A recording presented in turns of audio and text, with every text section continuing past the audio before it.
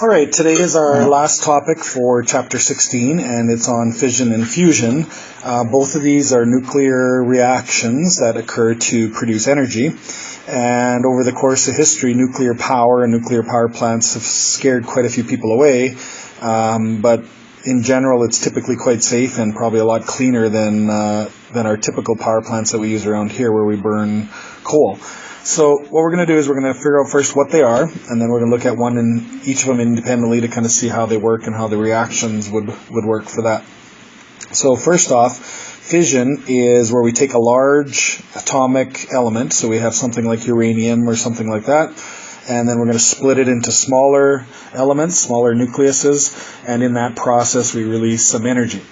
So typically what happens is we start with something like uranium-238, and we add 238, and we add a neutron, which would be 0, 1. So if we add a neutron to something like uranium, what typically happens is it becomes really unstable, and once it's unstable, it then undergoes a reaction, an alpha, gamma, whatever. It undergoes some sort of reaction which releases power. And in general, fission is fairly easy to do. We can make these reactions quite simply, and we actually get quite a bit of power out of it. The problem is the byproducts, the elements that are created after the reaction, tend to be quite toxic, so we get lots of nuclear waste that has to be stored for thousands of years before it decays enough to be safe. So that's the biggest issue. Fusion, on the other hand, is sort of the opposite. We're taking two smaller elements, so that'd be like taking hydrogen atoms and adding them together, and they would form something like helium. Or we could take, say, hydrogen and oxygen, and maybe we get something like water or whatever. So it's taking smaller nucleus items and merging them together, and by fusing them together, that's going to give off a certain amount of energy as well. This is a process that our sun does, so when we get heat and light from our sun, it's due to fusion. And so far in history, we can actually do this okay in a lab situation. We can actually create energy by fusion. The problem is, at this point, it takes more energy to create the heat and the power that's needed to make these things fuse together than what we actually get out of it. So the problem is it's not feasible to put more energy than you're getting out. And the pros, definitely, obviously, we get nice, safe, easy to handle chemicals in the byproduct. So we'll start with fission because it's the most common, and this is what all of our power plants and things use. So we'll first of all understand how this works, and then we'll look at fusion briefly afterwards. So fission, typically the most common chemical we're using to start with is uranium-235. And it just comes from some Germans in 1939. They found out that if you take uranium-235 and add a neutron to it, make it uranium-236, that 236 is extremely unstable and it almost instantly splits into smaller atoms. And what happens is we actually get two different types of reactions, and they happen about 50% each. So uranium-235, you can see in this first one, we add one neutron to it, it becomes uranium-236. And then instantly it splits into 141 barium and 92 krypton. And if we balance our numbers, if we have 141 plus 92, that gives us 233. And if we balance the bottom numbers, they do add up to 92, so that's good. But basically we're short 3 neutron. So what happens is we get extra 3 neutrons ejected. So we take uranium-235, add 1 neutron, we get 2 different chemicals, and 3 extra neutrons get created. And then it also releases a certain amount of energy that gets used. The other reaction is almost the same, except it changes into xenon and strontium, and then it only releases 2 neutrons. So out of the 2 reactions, we both get extra neutrons, and we both get extra energy created. So at any point in any of these reactions, you're going to get one or the other, and like I said, they're roughly about 50% of the time each. So quite often what we do is we just call it element X and Y. It doesn't really matter which 2 we get, and we get on average 2.5 neutrons emitted. So the question then is, if we add 1 neutron to the initial reaction and we get these other chemicals plus on average 2.5 neutrons, what do we do with those extra 2.5? Obviously we need to do more reactions, like this is only for 1 nucleus, so we need to do more and more. So where do we get that extra neutron that we need to do the reactions? Well, we can either add it again, which is going to require energy, or what ends up happening is we take some of those 2.5 extra neutrons and put them back into the reaction chamber to start all over again. So you can see here, we call this a critical reaction. So we start with 1 neutron in the uranium-235, that produces our extras. We then take one of those, add it to another nucleus, that creates another reaction. We take another one of those, add it again, another one of those, add it again, and so on. The cycle goes on. And it'll basically continue forever as long as we keep adding 1 extra neutron and as long as we have enough uranium to react with. So we might just have to keep adding uranium to the nuclear reactor. So we call this critical. So critical is where the numbers are balancing. We're adding 1, we're adding 1, we create 2.5, we take 1 to add another one to create more, take another one, create more, take another one, create more, and so on. If we added all 2.5, what's going to happen is we're going to get an exponential reaction. So if we took 2 neutrons, and you can see in this diagram, if we took 2 and put them both back in, they would create 2 more, and so on. So we'd end up getting this exponential growth, which we call this supercritical. So that means our reactions are getting bigger and bigger. We get more and more reactions exponentially. Sometimes this is good. So in a nuclear bomb, that's what we want to do. We want one reaction to kick off millions of them within a split second, and that's what the bomb then explodes. When a nuclear power plant first starts, we want it to be supercritical to get it up to speed, to get it towards producing enough energy. But we don't want it to happen when a nuclear power plant is already at its peak. If we want it to keep going, then we just want to make it back to critical. We want to keep it stable. So if it keeps going supercritical, then eventually it's going to explode like a bomb would as well. And that's what happened in Chernobyl when the power plant exploded. And it almost happened in Tokyo a few years ago with the tsunami. They had trouble getting it back to a critical level. It was going supercritical and they couldn't slow it down. So all of a sudden, what would happen if we didn't send the neutrons? So if that 1 extra neutron didn't go back to the reaction, then we're going to basically cancel it. We'll create the extra neutrons, but if we don't send them back, then we would call it subcritical. So that means is the reactions are going to start to slow down, and eventually they would stop, and that's what we do to shut down a reactor. So if they say we're going to go under shutdown, they basically cancel those reactions so that eventually it stops. So the question then is, how do we control whether it's critical, supercritical, subcritical, and so on? And the idea is, well, we just have to control how many neutrons go back in. So if we take those 2 or 3 neutrons, we need to get rid of the leftovers. So let's suppose we only want 1 to come out of a reaction that produces 3.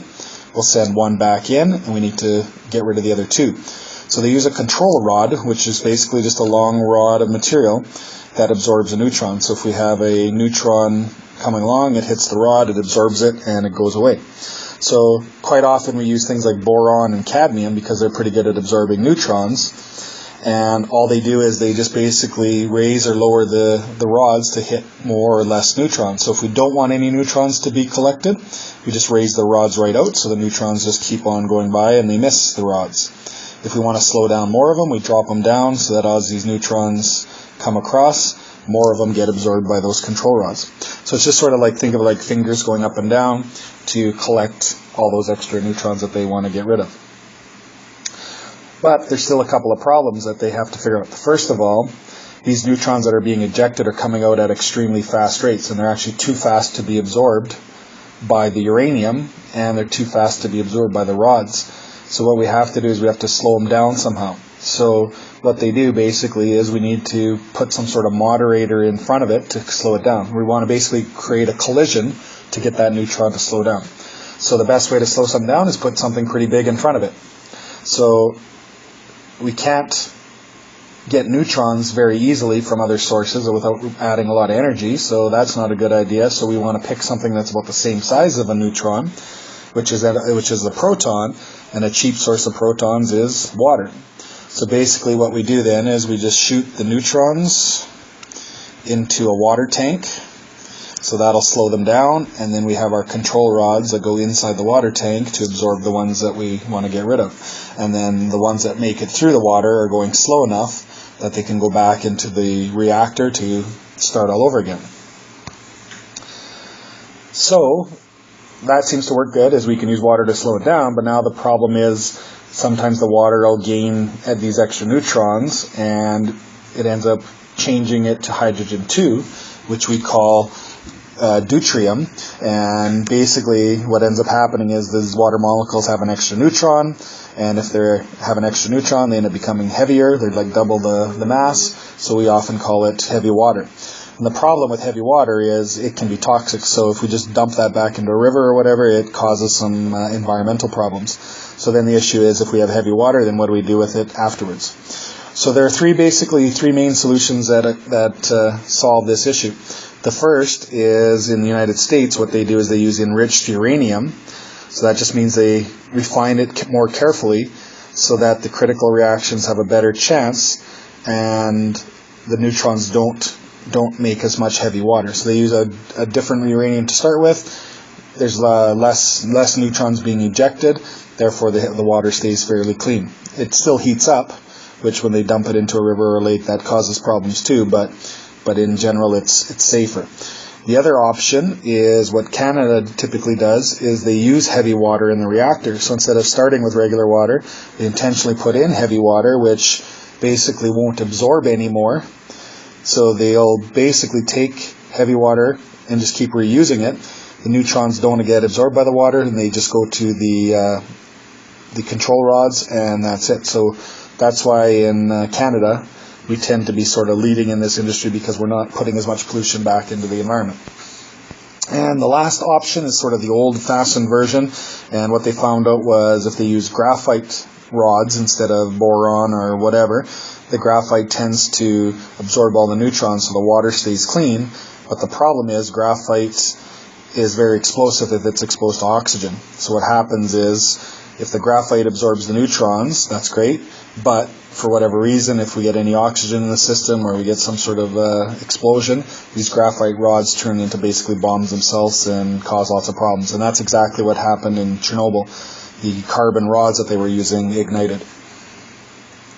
So that's it for fission. So fission works well in terms of making it able to work. We can control to get how much power we want out of it. That's a good thing, but the downside is the byproducts of the leftover chemicals plus the heavy water, those cause some issues. So ideally then, we'd like to switch to fusion. So fusion, like I said before, was made from smaller elements that merge together into something safe, and that merging process releases energy. So you can kind of see what happens here. We got two protons, they merge together into a new element. That gives off some energy and an antineutrino. Then we merge it again, we merge it again, we merge it again. We just keep doing this process to get more and more energy. So why don't we just use this all the time? Well, we haven't figured it out yet to be efficient. So we can build reactors, but it costs more energy than it is to come out. And the reason for that is we need lots of heat and lots of pressure to be able to fuse these things together. So the electricity and the heat that's needed to make it happen costs more than the amount of energy that we're actually producing.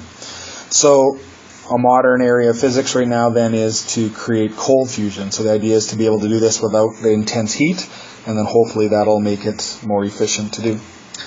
And that's pretty much it. So we're looking at the two different types, fission and fusion. In general, fusion creates more energy. So one typical reaction would be in the neighborhood of 200 mega electron volts as the byproduct. And for fusion, we typically get energy levels for one fusion reaction, we end up getting about 17. So you can see it's quite a bit less. So that's some of the problem. So if we can get the energy requirement lower, so if we only have to spend 5 or 6 mega electron volts to get 17, then it would be profitable, then it would be worthwhile to do. Where with fission, we don't need to put much in and we get 200 coming out. So that's why most of the power plants around the world that are nuclear tend to use fission. And that's all for today.